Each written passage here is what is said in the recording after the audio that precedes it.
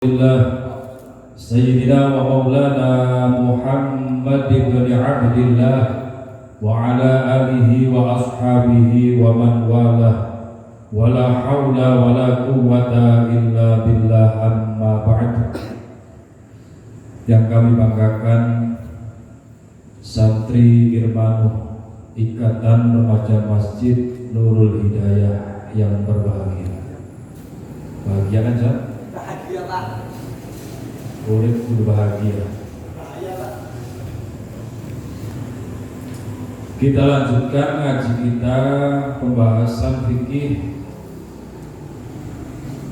sampai pada pasal berapa nih?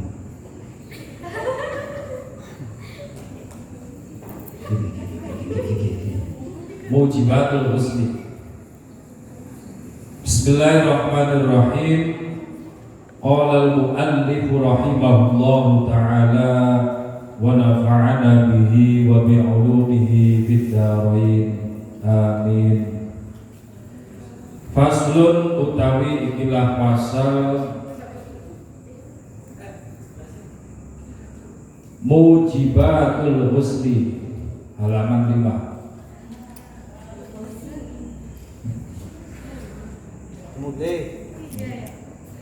Mujibatul Husni utawi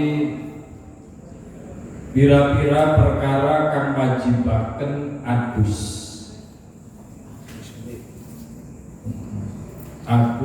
gede. Perkara kang wajibaken adus iku sitatun ana nenem. Siji ilajul hasyafati iku manjingaken hasyafah fil farji ing dalem farji wa khurujul maniyyi lan metu mani wal haidu lan haid wan nifasu lan nifas wal wiladatu lan melahiraken wal mautu lan mati. Baik, pasal menjelaskan tentang hal-hal yang mewajibkan seseorang untuk mandi. Mandi itu ada kalanya hukumnya adalah mubah, boleh. Contohnya kita mandi sebagaimana rutinitas kita untuk misalkan litagri, untuk supaya badan kita seger, untuk supaya badan kita fresh, untuk supaya badan kita harum, dan seterusnya. Itu adalah mandi yang hukumnya adalah mubah. Adus ya bos, beliau bis. Kader angger bae je, orang putih-putih. Coba adusnya di pakai pelamir.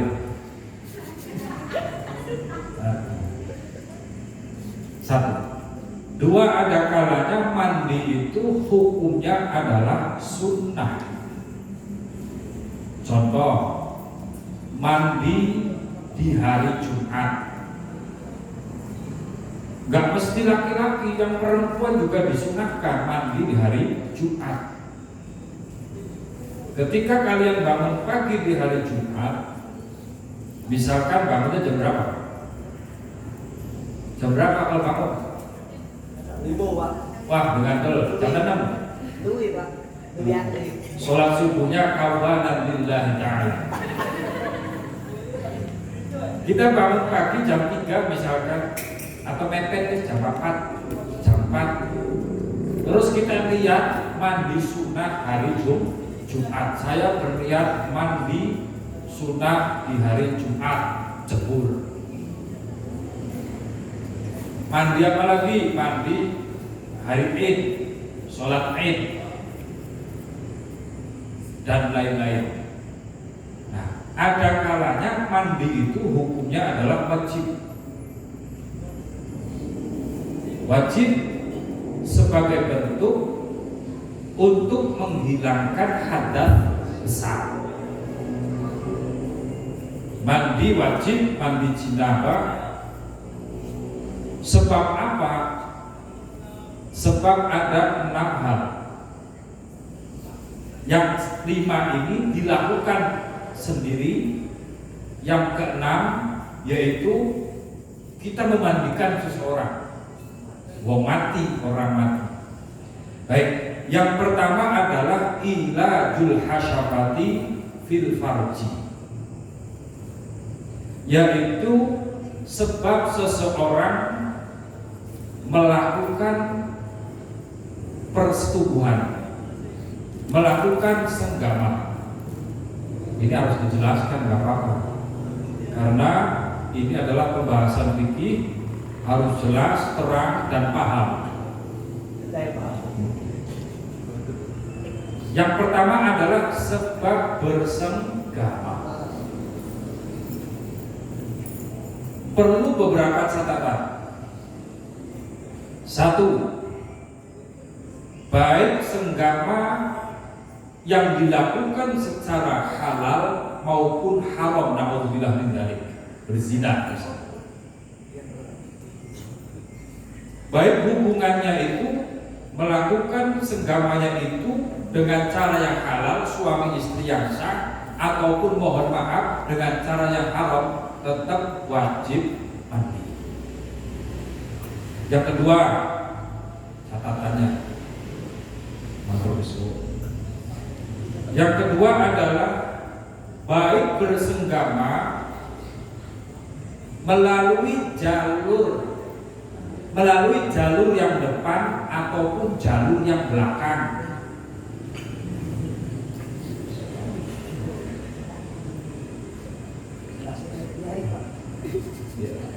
Bersenggama melalui, mohon maaf, jalur yang depan ataupun belakang tetap diwajibkan untuk mandi. Nomor 3, yaitu bersenggama baik dengan sesama manusia ataupun dengan binatang hewan. Naudzubillah min dzalik.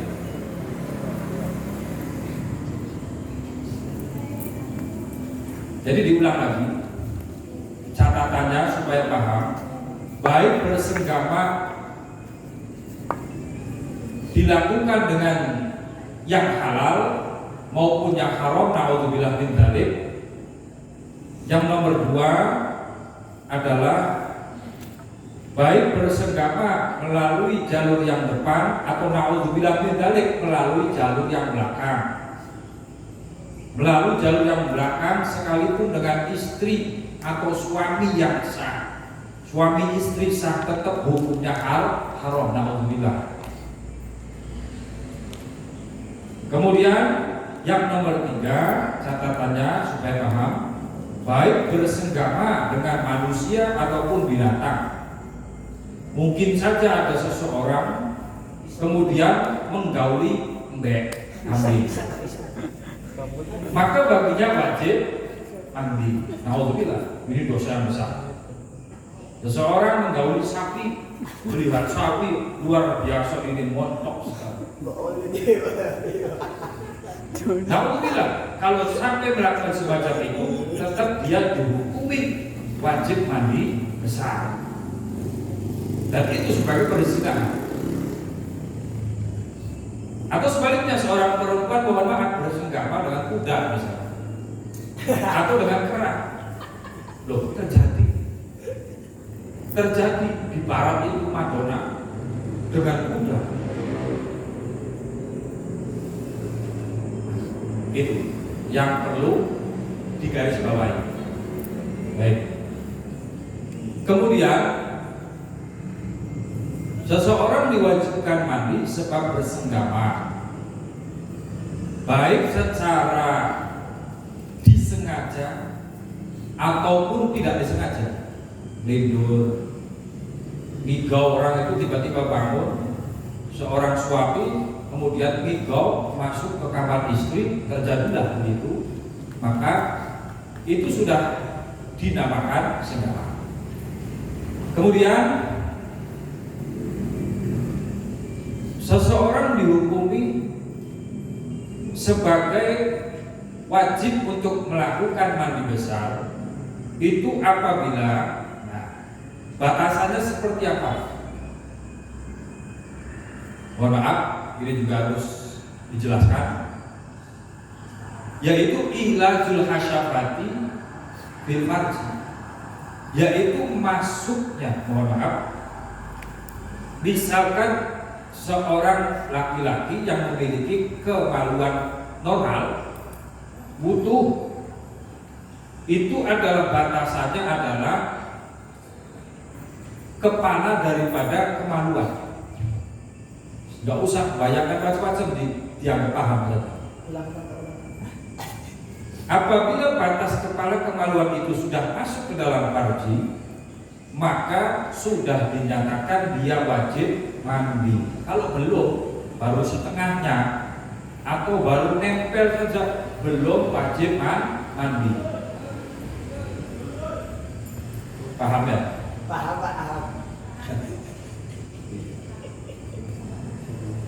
Itu yang pertama. Seseorang apabila melakukan persenggamaan dengan catatan yang sudah tadi disebutkan, itu maka baginya wajib untuk melaksanakan mandi besar, mandi jinabah, mandi junub. Hadis ya, Pak. Hadis. Itu satu. Kemudian yang kedua, wa khurujul mani, yaitu mengeluarkan mani. Mengeluarkan mani baik dengan cara yang halal, misalkan seseorang bermimpi, ya, seorang mimpi basah, bangun-bangun tiba-tiba melihat sarungnya ada maninya, maka baginya wajib mandi. Itu halal, mimpi nggak minta. Ada lagi mengeluarkannya itu dengan cara halal, misalkan, mohon maaf, disentuh oleh istrinya yang sah, atau seseorang, mohon maaf, mengeluarkan mani dengan cara dipaksa oleh tangannya sendiri, dan itu haram hukumnya dan berdosa. Itu tetap seseorang tersebut diwajibkan untuk mandi. Jadi walhasil baik itu dilakukan secara sengaja, secara terpaksa maupun dengan cara yang halal, kalau sudah mengeluarkan mani maka baginya wajib mandi. Walaupun kita nggak sadar ya, lagi tidur cuma mimpinya nggak kerasa, tiba-tiba bangun-bangun, loh apa ini? Baunya kok seperti adonan roti, seperti pandan. Maka baginya wajib mandi. Yang keluar adalah mani. Kalau yang keluar bukan mani, maka nggak wajib. Karena cairan itu ya macam-macam. Ada yang namanya, mohon maaf, air seni, air kencing. Air kencing, seseorang mengeluarkan air seni, maka baginya tidak wajib mandi, tapi wajib membersihkan, mencucikan, karena itu adalah najis. Ada mani, kalau seorang mengeluarkan mani maka wajib mandi besar. Ada yang namanya madhi. What is madhi? Ada yang tahu? Yaitu cairan yang putih, halus, ya, dan sedikit lengket. Itu biasanya keluar ketika seseorang terangkat syahwatnya. Itu namanya madhi. Yang basah-basah begitu, yang putih, halus, tapi agak lengket, itu keluarnya ketika seseorang terangkat syahwatnya, atau bahasa istilah mudahnya itu muqaddimahnya itu, pendahuluannya ini. Seseorang mengeluarkan madhi itu baginya tidak wajib mandi besar, akan tetapi status madhi ini adalah najis, maka baginya wajib bersuci. Kalau menghilangkan hadas kecil dengan cara wudu. Seseorang misalkan mohon maaf, celananya itu terkena cairan namanya madhi, maka celananya itu najis, terkena najis, jangan dipakai buat sholat. Ada lagi yang namanya adalah wadi. Apa itu wadi? Ada yang tahu? Mungkin setiap kita pernah mengalami, cuma kita nggak tahu, tidak mendeteksi, mengidentifikasi apakah cairan itu. Jadi kalau wadi itu ciri-cirinya adalah cairan yang berwarna putih, cuma agak kasar, tidak selembut madhi, tidak sehalus madhi, dan agak keruh, agak butek. Itu keluar ketika seseorang misalkan mohon maaf selesai daripada kencing kemudian masih keluar. Nah, itu biasanya. Atau ketika seseorang menahan berat yang terlampau berat, mengangkat barang terus tiba-tiba kerasa kayak keluar. Nah, kayak keluar begitu, kayak pipis sedikit gitu. Itu wadi. Dan itu wadi sama hukumnya adalah najis. Maka dia wajib untuk bersuci jika ingin sholat dengan cara berwudu. Dan status sesuatu yang mengenainya wajib dibersihkan, tidak boleh digunakan untuk sholat. Paham? Nah, kalau mandi sendiri itu ya cairan yang warnanya putih agak kental, keluarnya itu bahasa fikihnya itu tadafuk, yaitu tersendat-sendat. Gak usah dibayangkan. Intinya keluarnya itu adalah tersendat-sendat. Ciri-cirinya begini: khuliqa mimma'in dafiq, air yang dihendakkan. Itu ciri-cirinya air mani, dan baunya itu seperti adonan roti atau panda semacam itu. Itu ciri-cirinya agar kita, ya ini harus dijelaskan agar kita bisa mendeteksi apakah ini cairan yang mani atau madhi atau wadi.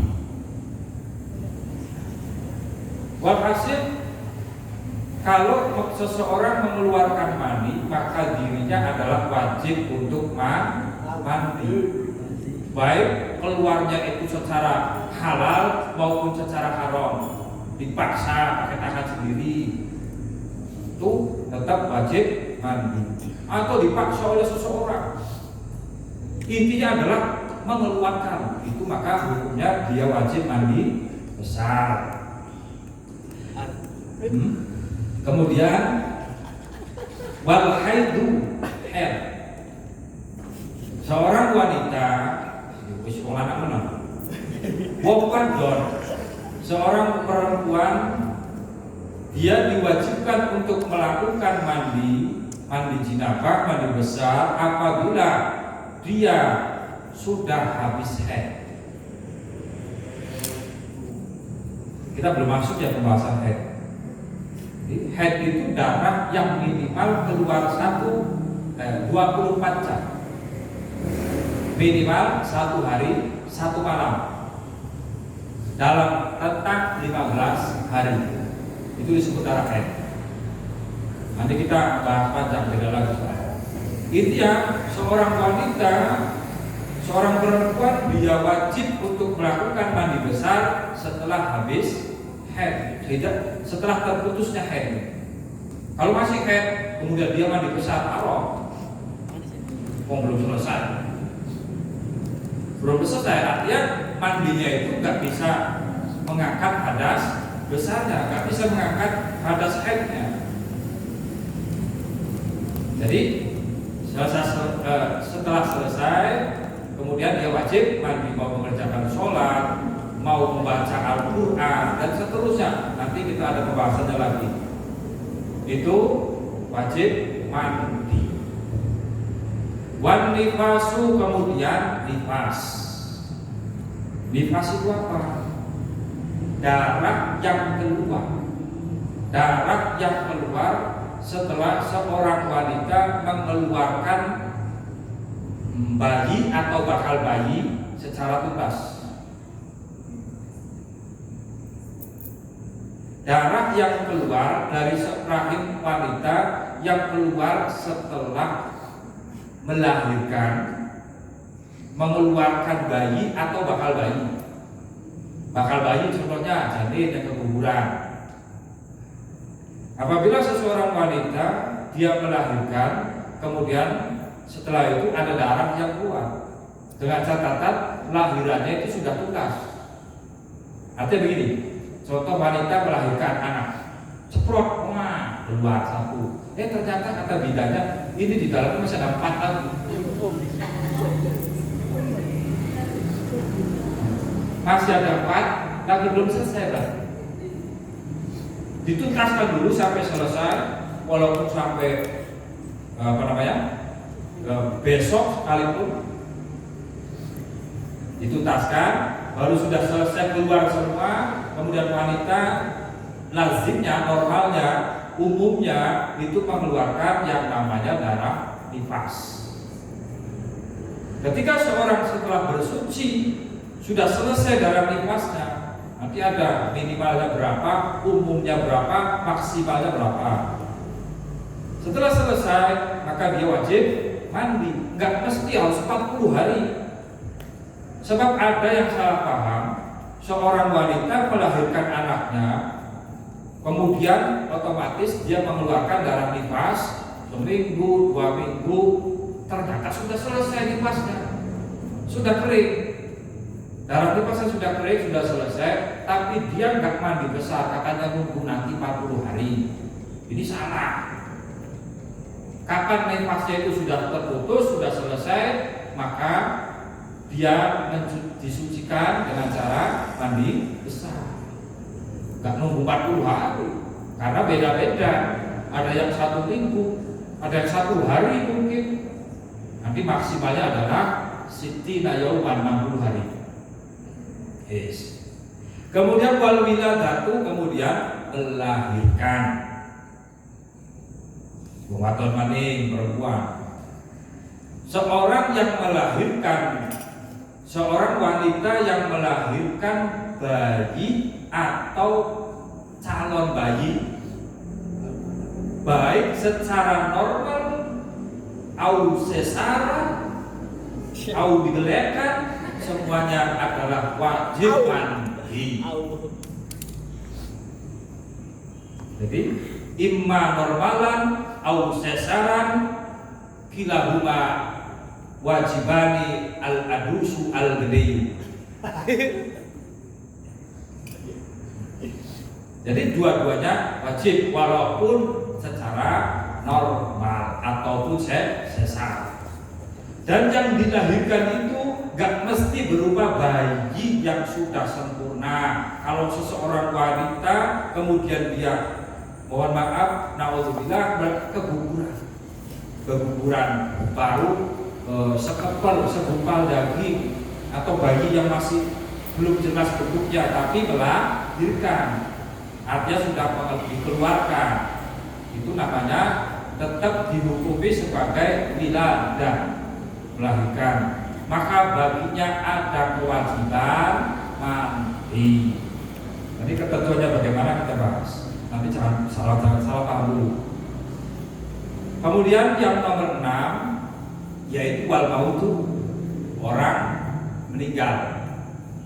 Orang meninggal yang muslim, ingat catatannya, seseorang yang meninggal yang muslim, dia wajib untuk dimandikan. kecuali seorang yang mati syahid dalam peperangan misalnya. Seorang lagi berperang, berjuang seperti di zaman Rasulullah, kemudian sahabat gugur syahid. Ini tidak boleh dimandikan, haram, tidak boleh dimandikan. Kenapa? Nanti darahnya ini yang akan menjadi saksi di akhirat nanti sebagai mujahid, pejuang yang menegakkan agama Islam. Orang Islam yang meninggal, yang bukan syahid, dia wajib dimandikan. Kalau seorang yang meninggal tetapi dia bukan muslim, non muslim, maka hukumnya bagaimana? Ayo, misalkan nih kebetulan di tetangga kita itu ada non muslim, dia nggak ada yang ngurusin, dia nggak terdaftar di gereja A, di gereja B, tidak terdaftar, sehingga dia nggak ada yang ngurusin.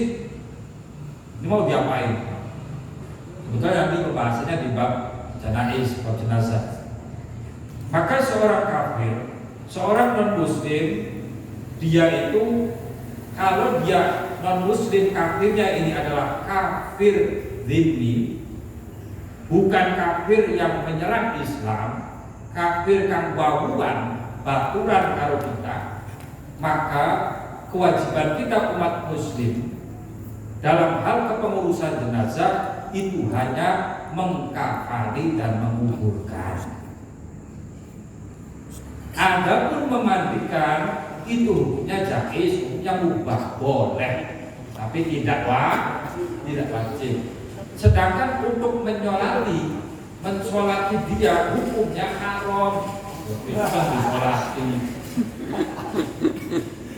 Iya, ada jenazah, ada mayit seorang non muslim, haram hukumnya disolati, bukan Islam. Nah, sedangkan kafir yang harbi, yaitu kafir yang menyerang kita seperti penjajah dulu, itu bagi kita tidak ada kewajiban apapun mengurusi jenazahnya, baik memandikan, mengkafani, menguburkan, atau bahkan mensolati. Tidak ada kewajiban, hanya diperbolehkan jika kita ingin menguburkannya, diperbolehkan.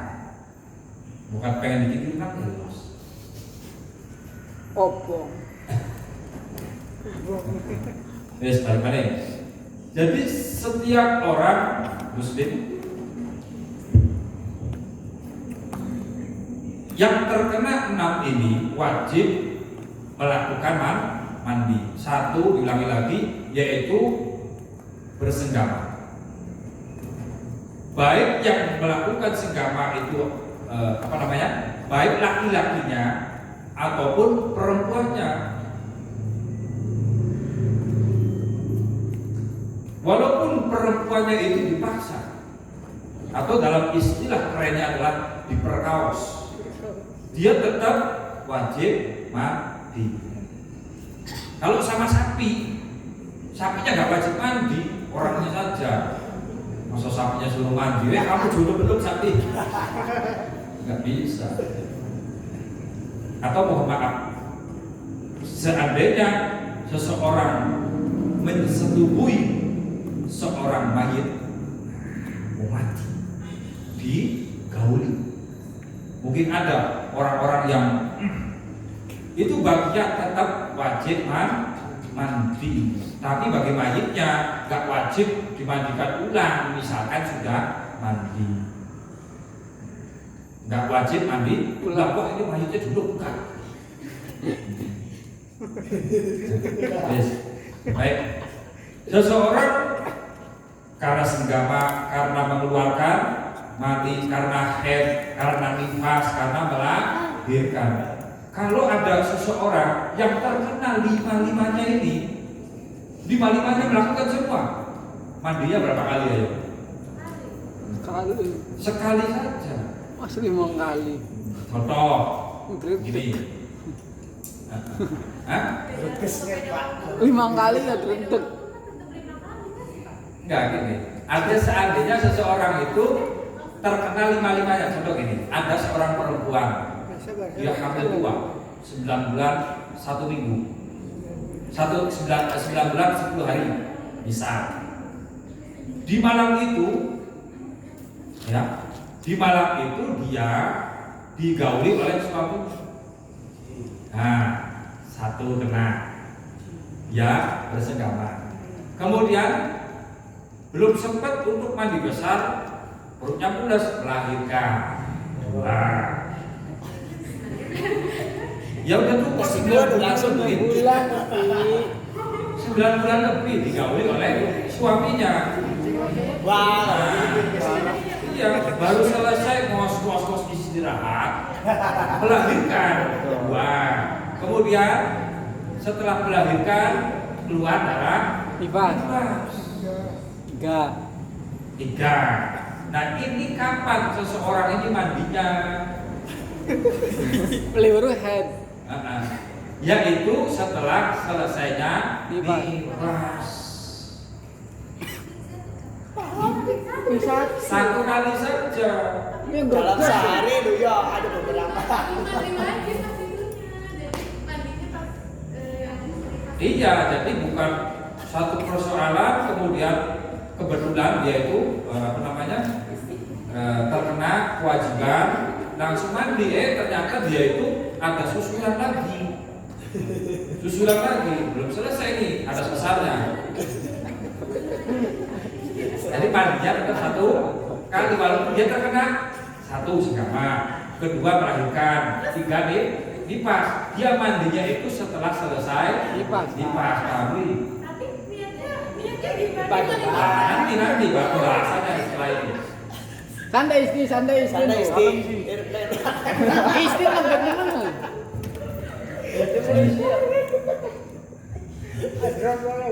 Istri sabar istri. Sabar wes, ambil aja sabar.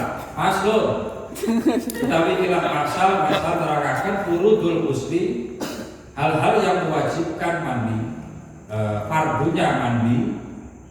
Itnani ada 2. Siji an-niyatu, niat, wa taqlimul badani, yaitu meratakan badan bil ma'i, kelawan banyu. Mandi caranya cuma ada 2. 1 niat, 2 adalah meratakan air ke seluruh badan.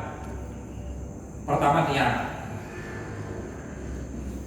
mandi besar. Kapan dilakukan? Yaitu ketika seseorang pertama kali membasuh anggota tubuhnya, terserah mau mana. Mau kepalanya ya sah, mau kakinya dulu ya sah, mau tangannya dulu sah. Yang penting adalah anggota badan. Kalau yang disiram itu kamar mandinya dulu ya sah. Masa pintunya dilihatin untuk mandi besar. Jadi kita mandi jebur gitu, ini sambil lihat. Nah, niatnya bagaimana? Pengen gampang atau pengen angel? Mau susah atau mudah? Gampang. Mudah saja. Saya berniat mandi besar. Saya berniat mandi menghilangkan hadas besar. Jebur. Angel le. Hah? Kalau angel pakai bahasa Arab. Artinya gini, jangan dipersulit.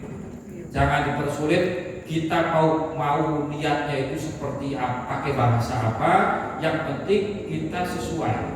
Saya berniat mandi menghilangkan hadas besar. Ingsun niat adus gede, paham Gusti Allah. Enggak usah pakai waktu. Lillahi ta'ala. Karena kalau pakai bahasa Arab orang sering keceplosan. Nawaitul husna biraf'il hadatsil akbari fardhon lillahi ta'ala. Allahu akbar. Meledos. Keceplosan. Gaya itu bahasa Arab, gaya. Tapi keceplosan terkadang Allahu akbar. Jadi cukup saya berniat mandi menghilangkan hadas besar, jebur. ketika awal membasuh anggota tubuh kita, mau yang manapun boleh, tapi sunnahnya itu adalah diawali dengan bagian kepala. Kalau mau dapat pahala sunnah. Kemudian fardu yang berikutnya setelah lihat adalah meratakan air ke seluruh tubuh, seluruh badan, semua yang tampak. Semua yang tampak, rambut kita, kemudian lempitan-lempitan tubuh kita, ya dikelek, kemudian di bawah ini lempitan paha ini di bawah, itu semua anggota yang terlihat, termasuk kuku. Dalam urusan mandi, kuku itu dihukumi kulit, seperti kulit. Tapi dalam urusan hal yang membatalkan wudu, bersentuhan antara laki-laki dan perempuan yang ajnabi, yang bukan mahramnya, kuku itu bukan kulit. Artinya kalau nyentuh nih, kita mau lanang baru wadon, kuku baru kuku, nggak batal. Pelangguran, kalau bermain-main dosa dan dosa, ibadah buat main-mainan. Tapi saya nggak sengaja, kukunya panjang, terus nyaluk kuku sama kuku, nggak batal. Nah, jadi semuanya rambut, basah semua, disela-selai semua, rambutnya panjang, basuh semua. Kalau golongan itu yang tampak saja, yang tampak kayak di sini ya sebatas, yang di situ sampai dimasuk ke telinga, nggak usah. Itu yang terlihat saja, kita bersih, kita ratakan semua dengan air mineral. Semua kaki-kaki di sela-sela jari-jari, yang mana sebelumnya kita bersihkan dulu dari najis-najisnya. Kalau ada najis, misalnya ada kotoran, kita sebelum mandi kita bersihkan dulu semua itu. Kalau ada cet-cet atau sesuatu yang menghalangi sampainya air kepada kulit, kita hilangkan dulu zatnya. Kutek-kutek. Ini ada kutek, ini satu kutu harus dihilangkan. Kalau memang itu ada zatnya yang bisa menghalangi sampainya air kepada kuku. Kalau pacaran seperti henna gitu, enggak. Kalau kutek kan itu seperti cat yang menempel, timbul. Nah itu harus dihilangkan zatnya. Kalau sisa warnanya nggak masalah. Misalnya kita kena cat tangannya, kemudian catnya kan tebel. Nanti apa? Aquaproof bisa tebel. Ngedrop. Nambah bocor. Janganlah cat apapun lah, tebel sehingga bisa menghalangi sampainya air kepada kulit. Itu kita hilangkan. Sampai ternyata bekas warnanya masih ada, nggak masalah. Kalau bekas sisa warna tapi zatnya sudah hilang. Jadi walhasil ketentuan mandinya itu, orang mengerjakan mandi itu setelah yang menjadikan sebab diwajibkan mandinya itu selesai. Contoh, ada kasus lagi, seorang wanita melahirkan. Kemudian karena orang ini ngajinya salah kaprah, sehingga ketika ada seorang wanita yang melahirkan kemudian dia katakan, kamu habis melahirkan, cepat segera mandi. Nah, kamu habis melahirkan, kata kitab Safinah, habis melahirkan wajib mandi. Tunggu dulu. Apakah memang dia itu selesai melahirkan nggak ada darah nifas, alias kering, nggak ada apa-apa, nggak ada darahnya, maka memang wajib mandi. Tapi lumrahnya, umumnya seorang perempuan melahirkan itu setelahnya itu pasti diiringi oleh darah nifas, maka dia haram mandi untuk niat menghilangkan hadas besar. Hadas masih ada kok. Mandinya kan mandi percuma orang lagi nifas, dia niat mandi menghilangkan hadas besar. Apakah bisa menghilangkan? Ya enggak, orang masih punya hadas besar. Ini namanya main-main dalam hal ibadah.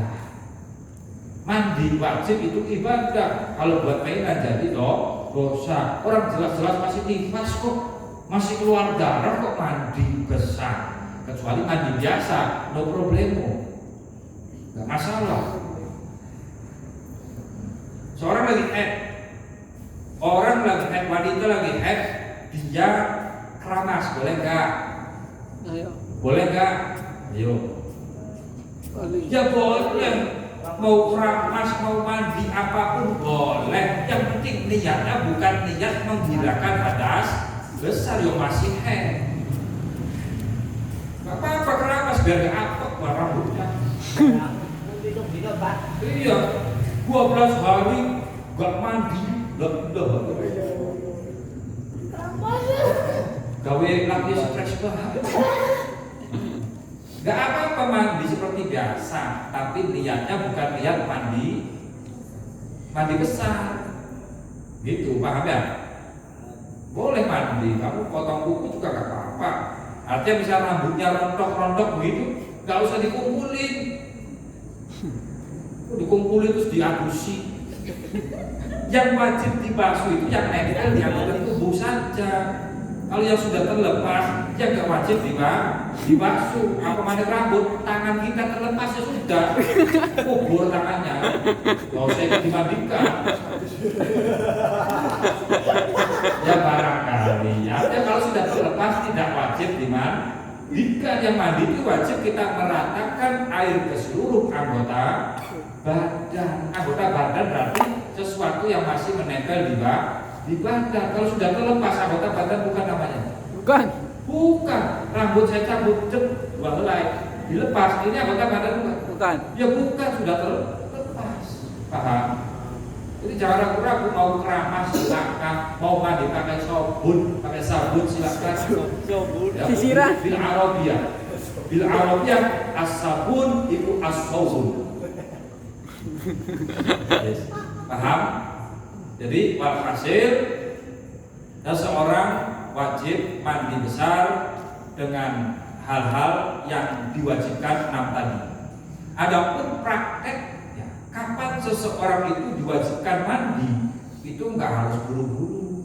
Artinya begini, misalkan di malam hari kita suami istri melakukan setubuh, walhasil dia terkena wajib mandi besar. Apakah melakukannya misalkan menggauli istrinya jam 12 malam kemudian langsung wajib mandi? Ya enggak dong. Kalau iya nanti gimana? Orang lagi ngeretek artis misalkan itunya melakukannya di diam sana. Baru diam. Artis bisa. Dingin. Kalau mandi gimana ini? Bisa masuk angin, bisa panas dingin, panas bisa bisa. Greges. Boleh dia mandinya nanti boleh. Kalau dia mau melakukan kewajiban yang mensyaratkan untuk bersuci dari hadas kecil maupun hadas besar, sholat. Boleh, jadi nggak nunggu, nggak langsung kontan begitu, paham ya? Sebab ada gara-gara kamu habis melakukan istriku cepat mandi, agus dari siapa? Dari sapi naik. Ya nanti mandinya. Kalau dinginnya nanti. Kalau head, misalnya masalah head lagi, mandinya kapan? Ya datangnya kapan? Selesainya kapan? Ya selesai misalkan jam 2 siang, ya mandi. Agar bisa mengerjakan sholat zuhur, masih ada waktu. Wis, ada dawa-dawa. Anak ditakoni. Paham beli? Nak istri, nak beli nak. Iya mangga. 2.000. Nggak apa-apa, jangan malu. Tutupi kedok, nama samaran bunga.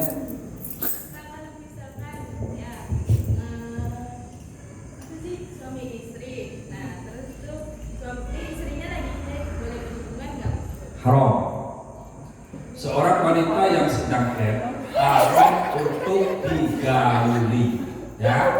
Haram untuk digauli. Seandainya digauli, seandainya digauli, ini laki-laki tetap dia dihitung sebagai melakukan senggama dan dia wajib mandi. Dan perempuannya karena dia masih haid, maka mandi wajib dia itu tunggu sampai haid selesai.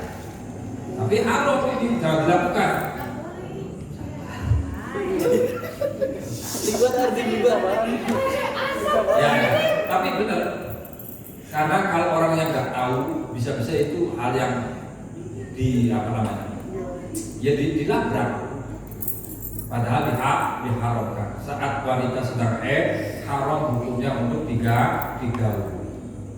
Dibuat arti. Wis wallahu a'lam bishawab. Al-Fatihah. A'udzubillahi minasyaitonir rajim. Bismillahirrahmanirrahim. Alhamdulillahirrahmanirrahim.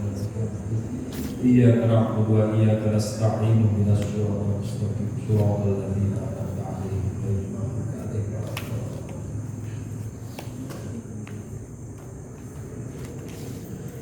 Bismillahirrahmanirrahim. Allahumma shalli ala habibina wa syafi'ina karimina dukhrina maulana Muhammad. Alhamdulillahirabbil alamin hamdan yuwafi ni'amahu wa yukafi mazidah. Ya Rabbana lakal hamdu kama yanbaghi li jalali wajhikal karim wa 'azimi sultanik.